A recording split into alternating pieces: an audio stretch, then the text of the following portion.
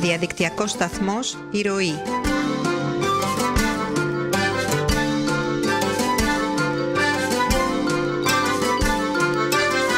Συνεχής πηγή παροχής σκέψης. Κυρίες και κύριοι, ακολουθεί το αναλυτικό δελτίο ειδήσεων του διαδικτυακού σταθμού iRoi.gr, σήμερα Τετάρτη, 12 Νοέμβρη του 2014. Στο μικρόφωνο η Ελένη Σταυράκη.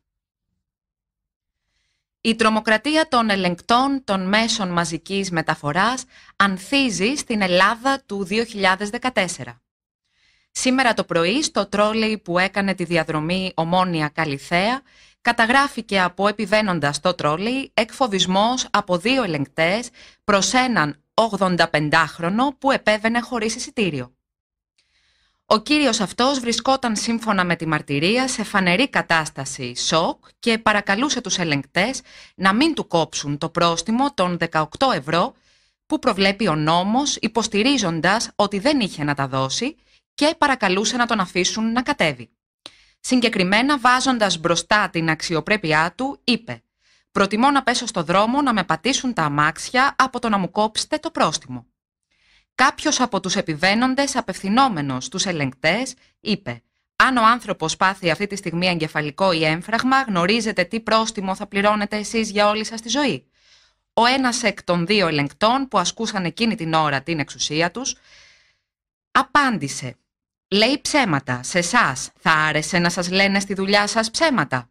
Ο οδηγός του λεωφορείου, με κίνδυνο φυσικά να αναφερθεί από τους ελεγκτές, αντί να ασφαλίσει στην επόμενη στάση τις πόρτες, όπως προβλέπεται από τον νόμο, τις άνοιξε.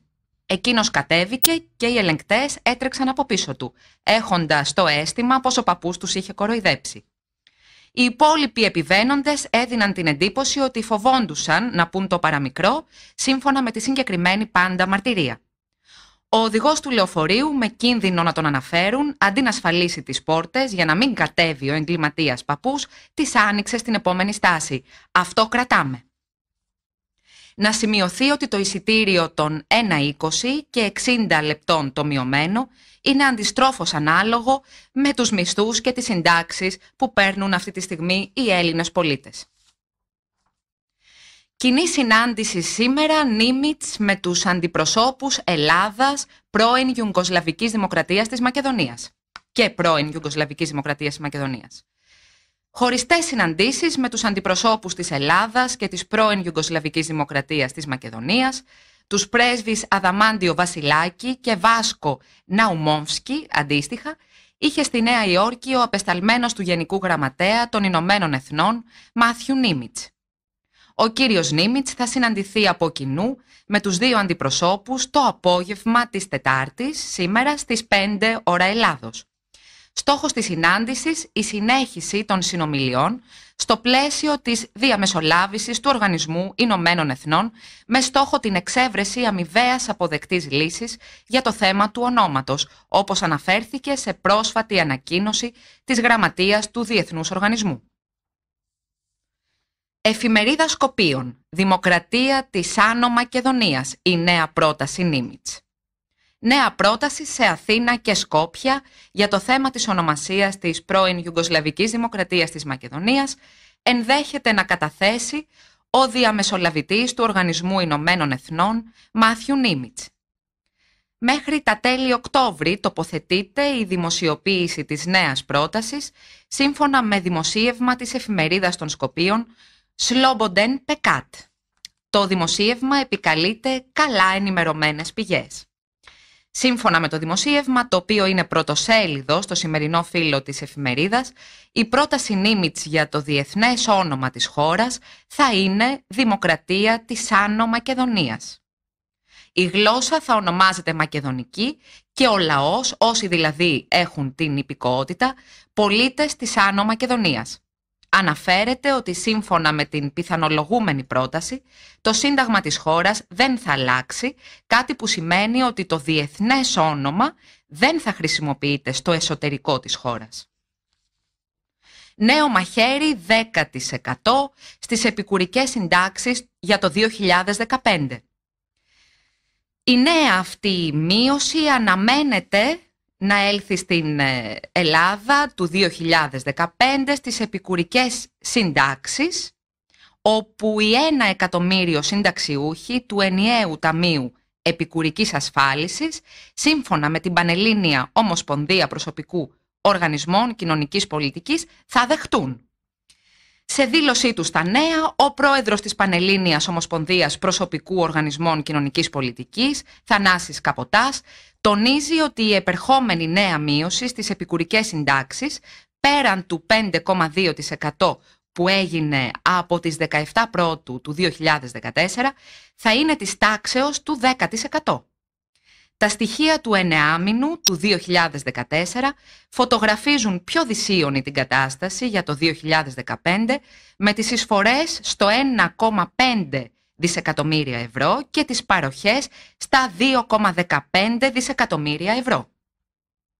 Το έλλειμμα εννεάμηνου στο ενιαίο Ταμείο Επικουρικής Ασφάλισης κλείδωσε στα 305 εκατομμύρια ευρώ και για το 2015 φαίνεται να κλείνει στα 350 εκατομμύρια ευρώ. Υγεία ανάλογα με τα ένσημα και τριτοκοσμική περίθαλψη για ανασφάλιστους και άνεργους. Ο διοικητής του ΙΚΑ, του Ενιαίου Ταμείου Ασφάλισης Πολιτών, Ροβέρτος Σπυρόπουλος, μιλώντας στο συνέδριο που διοργάνωσε το Ελληνοαμερικανικό Εμπορικό Επιμελητήριο για την απασχόληση και την ασφάλιση, αναρωτήθηκε, μάλλον όχι τυχαία, γιατί πρέπει να δικαιούνται τις ίδιες παροχές όσοι συμπληρώνουν το μίνιμουμ των ενσύμων ετησίως με όσους καταβάλουν διπλάσιες εισφορές. Με τον τρόπο αυτό, ο κύριος Σπυρόπουλος ουσιαστικά άνοιξε τη συζήτηση για υγεία και περίθαλψη 2 ταχυτήτων και σε ό,τι αφορά στη δημόσια υγεία. Ουσιαστικά μιλάμε για την κατάργηση της έννοιας του κοινωνικού κράτους, όπου οι έχοντες υποχρεούνται μέσω εισφορών να διασφαλίζουν την παροχή αξιοπρεπούς περίθαλψης για τους οικονομικά αδύναμους. Παράλληλα, στην ίδια ομιλία, ο κύριος Σπυρόπουλος άνοιξε ξανά το παράθυρο για είσοδο των ιδιωτικών ασφαλιστικών στην ασφάλιση και την υγεία, καθώς έκανε λόγο για δημιουργία επαγγελματικών ταμείων. Επί της ουσίας, κάτι τέτοιο έγκυται στη μετεξέλιξη ορισμένων από τα ήδη υπάρχοντα ταμεία σε ταμεία ειδικού σκοπού, ανοίγοντας έτσι το δρόμο και για πλήρη αλλαγή στον τρόπο καταβολής συντάξεων, καθώς και για τον πλήρη διαχωρισμό από την ελάχιστη εγγυημένη σύνταξη. Θέμα προϋπολογισμού θέτει η Κομισιόν.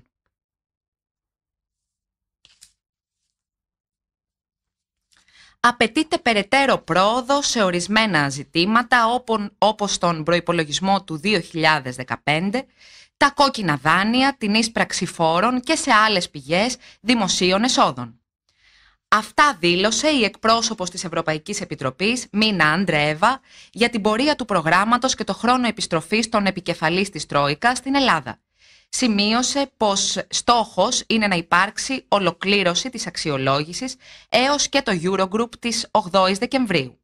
Να αναφέρουμε πως το ζήτημα των κενών στον προϋπολογισμό του 2015 έθεσε και Ευρωπαίος αξιωματούχος που μίλησε στο Αθηναϊκό Πρακτορείο.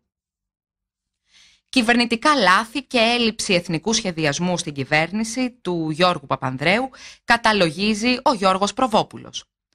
Αποκαλυπτικός ήταν ο πρώην διοικητής της Τράπεζας της Ελλάδος, Γιώργος Προβόπουλος, σε συνέντευξή του στον τηλεοπτικό σταθμό Α.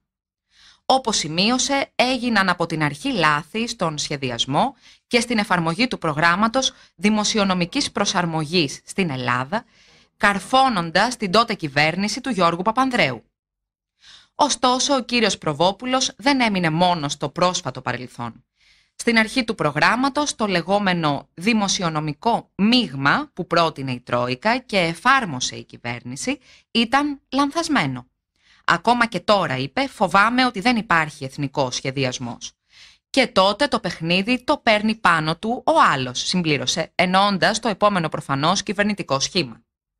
Σε κάθε περίπτωση, το πολιτικό σύστημα επιμελώς απέκρυψε τι υποχρεώσεις είχε η χώρα από την ένταξη στο ευρωσύστημα. Ο κύριος Προβόπουλος επιβεβαίωσε πως υπήρχε σχέδιο Β, ωστόσο είπε πως αυτό δεν προέβλεπε την έξοδο της Ελλάδας από την Ευρωζώνη, αλλά προέβλεπε τις κινήσεις που έπρεπε να γίνουν σε περίπτωση τραπεζικού πανικού.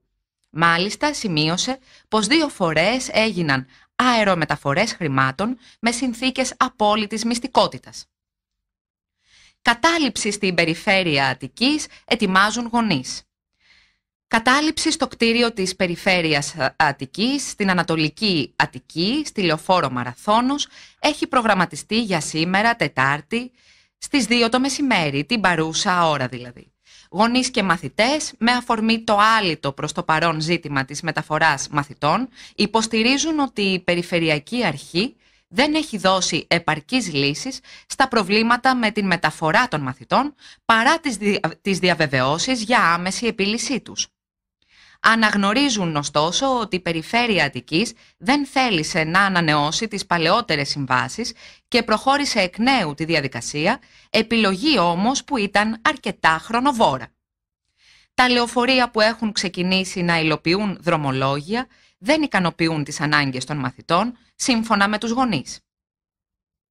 Τιτλοποίηση μαμούθ ετοιμάζει η Τράπεζα Πειραιώς. Με στόχο την ενίσχυση της ρευστότητας του ομίλου, η διοίκηση της Τράπεζας Πειραιώς σχεδιάζει να προχωρήσει το αργότερο στις αρχές του 2015 στην τιτλοποίηση στεγαστικών δανείων αξίας περίπου 5 δισεκατομμυρίων ευρώ. Σύμφωνα με πληροφορίες του Euro Today, GR, επιδιώκει την άντληση ρευστότητας ύψους 2 με 2,5 δισεκατομμυρίων ευρώ. Η τράπεζα μοντάρει ήδη τα ποιοτικότερα στεγαστικά δάνεια και ενισχύει τις εγγύησεις που τα συνοδεύουν. Με την ολοκλήρωση της επιλογής των ενισχυμένων όσον αφορά στις εγγύησεις στεγαστικών δανείων, η τράπεζα θα προχωρήσει στην τιτλοποίηση καταθέτοντάς τα είτε στην Ευρωπαϊκή Κεντρική Τράπεζα είτε στη διεθνή αγορά τιτλοποιήσεων. Απλήρωτοι εδώ και 3,5 μήνες οι εργαζόμενοι στη Νέα Δημοκρατία. Άλλη μια επιτυχία της κυβέρνησης Σαμαρά έρχεται στο φως της δημοσιότητας. Οι εργαζόμενοι της Νέας Δημοκρατίας είναι πυρ και μανία, ενώ χθες Τρίτη επικράτησε ένταση στα γραφεία της Λεωφόρου Συγκρού, αφού οι υπάλληλοι του κόμματος αποφάσισαν να προβούν σε στάση εργασίας. Παραμένουν απλήρωτοι για 3,5 μήνες, όπως αναφέρει το Newsbomb, δίχως όλο αυτό το διάστημα να λαμβάνουν πιστικές απαντήσεις για το πότε θα πληρωθούν τα δεδουλευμένα. Επίσημη ενημέρωση για το θέμα των οφειλών δεν υπάρχει, κάτι που δεν αποκλείει να υπάρξουν περαιτέρω διαμαρτυρίες και το επόμενο διάστημα. Συναγερμός για τις ελλείψεις φαρμάκων από τους φαρμακοποιούς. Στα όρια κόκκινου συναγερμού έχει φτάσει, σύμφωνα με τον Πανελλήνιο Φαρμακευτικό Σύλλογο, το φαινόμενο των ελλείψεων φαρμάκων. Της έλλειψης, φαρμάκων. Όπως επισημαίνει, η κατάσταση αυτή εγκυμονεί κινδύνους για τη δημόσια υγεία και με επίγον έγγραφό του ζητά από τον Εθνικό Οργανισμό Φαρμάκων τη λήψη των απαιτούμενων μέτρων και την ενημέρωση σχετικά με το θέμα των ελλείψεων φαρμάκων.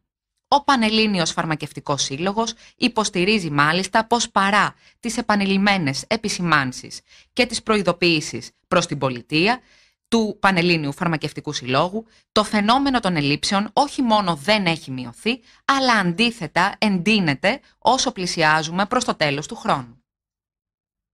Μαχαίρι της τάξεως του 50% στα εφάπαξ των δημοσίων υπαλλήλων. Νέα μείωση σοκ στα εφάπαξ που θα χορηγηθούν σε όσους έχουν ήδη συνταξιοδοτηθεί μετά την 1η Σεπτεμβρίου από το Ταμείο Πρόνοιας Δημοσίων Υπαλλήλων. Η μείωση προκύπτει από την εφαρμογή της ρήτρας μηδενικού ελλείμματος. Σύμφωνα με τους υπολογισμούς, το μέσο ποσό εφάπαξ θα φτάνει τα 16.500 ευρώ έναντι των 33.000 ευρώ σήμερα, μείωση που προσεγγίζει το 50%. Το Ταμείο θα απονέμει ποσά εφάπαξ που θα αναλογούν στις εισφορές που έχουν καταβάλει οι ασφαλισμένοι, υποστηρίζει ο Γενικός Διευθυντής του, κ. Καλάκος. Νέα κινητοποίηση των μαθητών την Πέμπτη στο Ηράκλειο.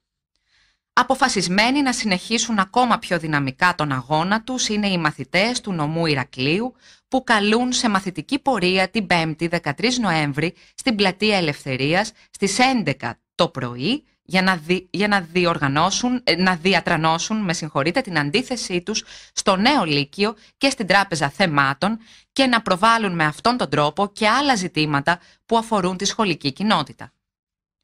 Και πάμε τώρα στις διεθνείς μας ειδήσεις. Δεκάδες χιλιάδες κόσμου με κύριο σύνθημα «Κάτω η Ευρωπαϊκή Ένωση» διαδήλωσαν με αφορμή την επέτειο της ανεξαρτησίας της Πολωνίας. Η πορεία αμαυρώθηκε από επεισόδια όταν νεοναζί άρχισαν να χαιρετούν ναζιστικά παρά την παρέμβαση των διοργανωτών να σταματήσουν. Αυτοί συνέχισαν δημιουργώντας εκτεταμένα επεισόδια και συγκρούστηκαν με την αστυνομία, η οποία προέβη σε 200 συλλήψεις σύμφωνα πάντα με το πρακτορείο Reuters. Η άνοδος των νεοναζί στην Πολωνία οφείλεται στη χρηματοδότηση του ΝΑΤΟ και της Ευρωπαϊκής Ένωσης που προσπαθούν να δημιουργήσουν αντιρωσικό εθνικισμό ώστε να δικαιολογηθεί η ένταξή της στο ΝΑΤΟ. Εμπριστική επίθεση σε τζαμί. Ένα τζαμί στην κατεχόμενη Δυτική Όχθη ήταν ο στόχος εμπριστικής επίθεσης που αποδίδεται σε Ισραηλινούς επίκους τις πρώτες πρωινές ώρες σήμερα, σύμφωνα με αξιωματούχους των Παλαιστινιακών Υπηρεσιών Ασφαλείας. Έπικοι έκαψαν όλον τον πρώτο όροφο του τεμένους στο χωριό Αλμουγάιρ, το οποίο βρίσκεται κοντά στον εβραϊκό οικισμό Σίλο και σε αυτοκινητόδρομο που χρησιμοποιούν έπικοι, δήλωσε ένας από τους αξιωματούχους. Ο ίδιος υπενθύμησε ότι το 2012 ένα ακόμη τζαμί στο ίδιο χωριό είχε τυλιχθεί στις φλόγες λόγω εμπρισμού. Εδώ και χρόνια εξτρεμιστές έπικοι και ακροδεξιοί ακτιβιστές επιδίδονται υπό το σύνθημα «Το τίμημα» σε επιθέσεις και βανδαλισμούς εναντίον Παλαιστινίων, Αράβων, πολιτών του Ισραήλ, μουσουλμανικών και χριστιανικών τόπων λατρείας, ακόμα και εναντίον του Ισραηλινού στρατού, συμπλήρωσε.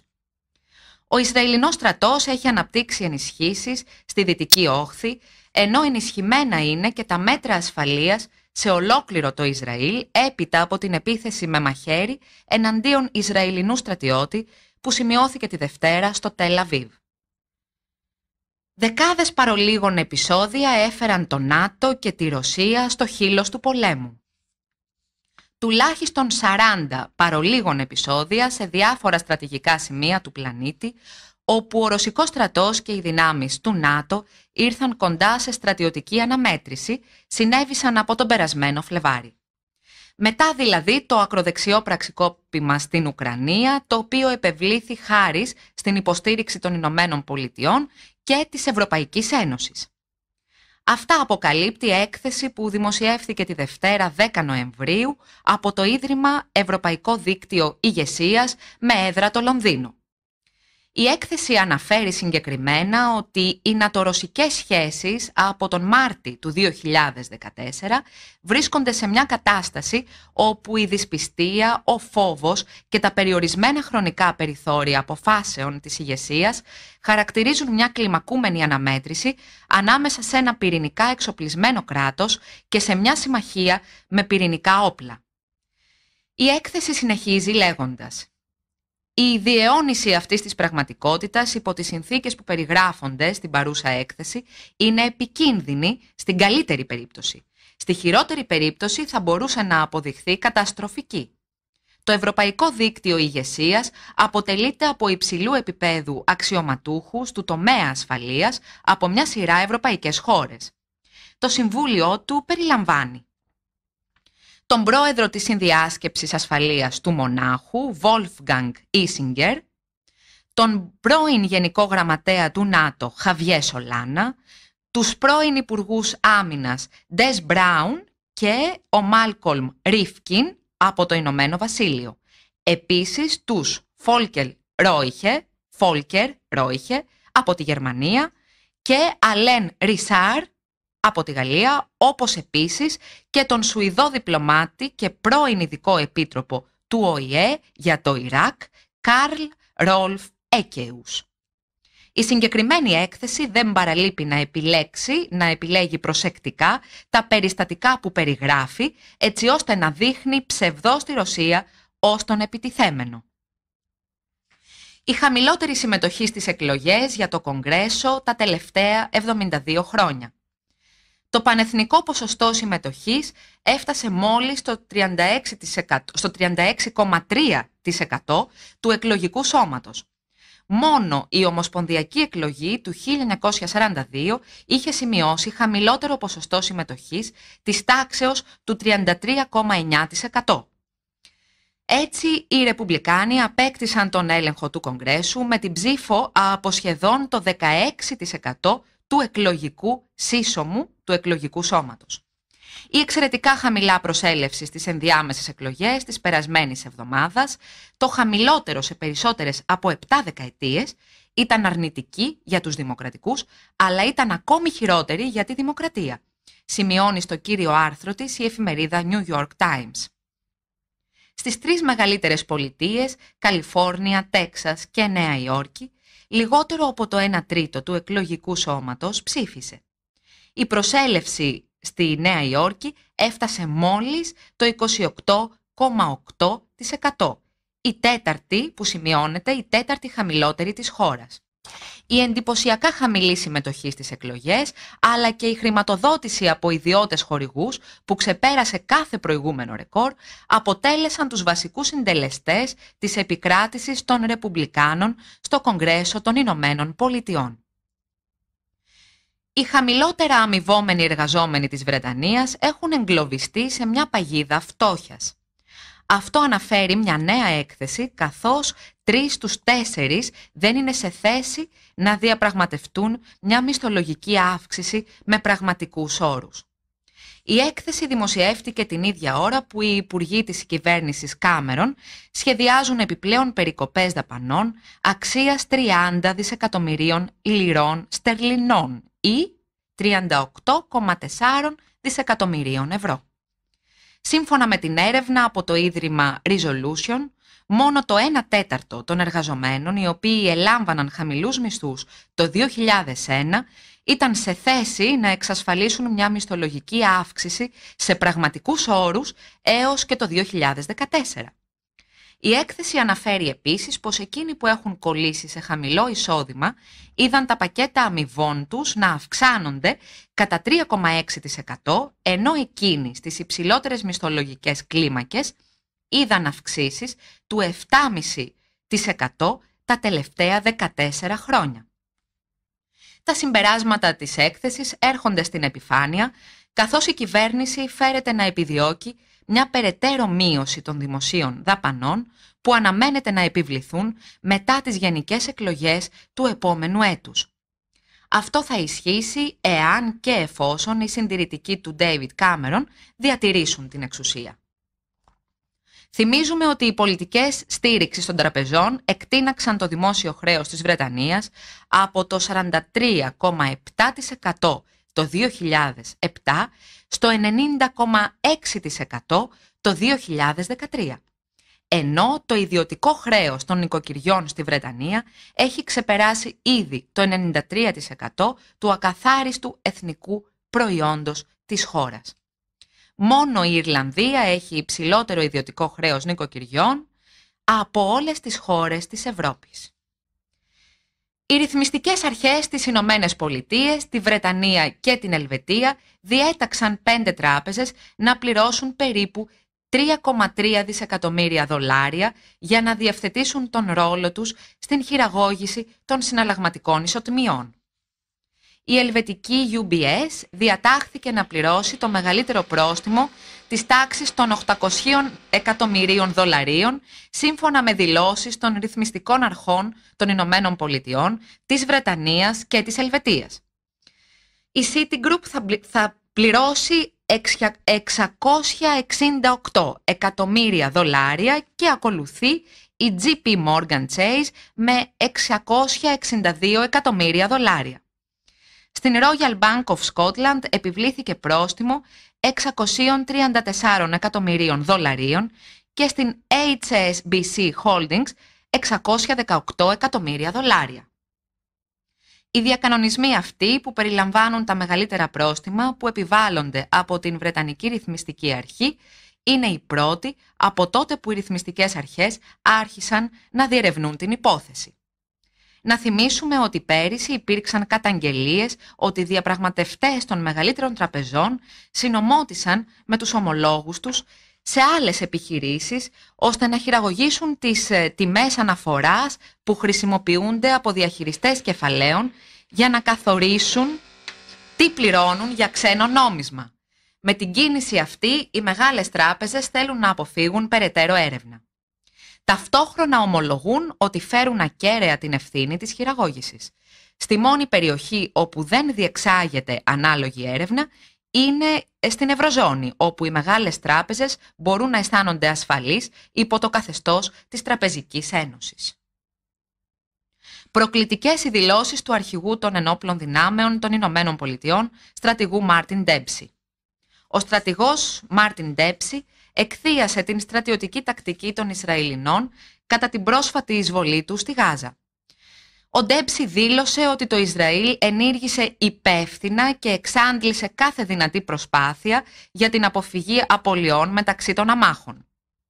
Είπε συγκεκριμένα ότι ήθελε να μελετήσει περαιτέρω και να διδαχθεί από τις τακτικές που χρησιμοποιεί ο Ισραηλινός στρατός μέσα σε κατοικημένες περιοχές με μεγάλη συγκέντρωση αμάχων.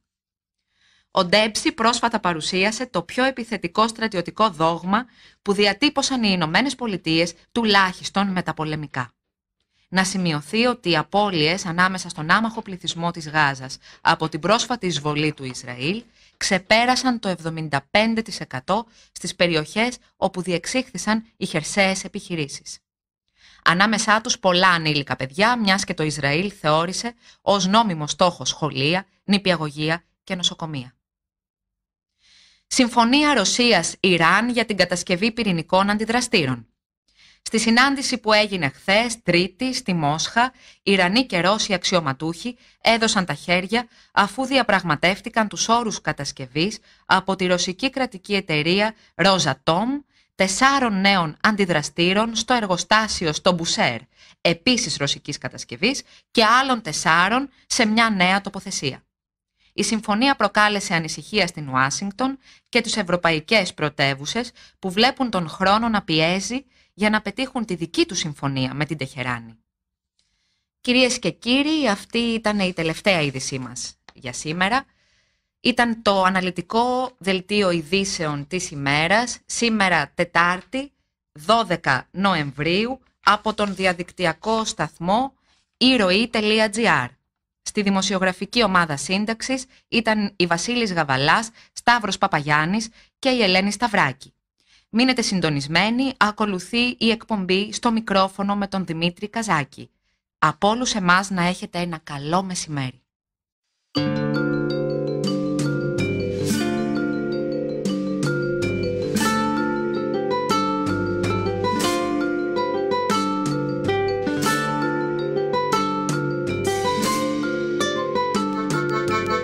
Διαδικτυακός σταθμός iRoi.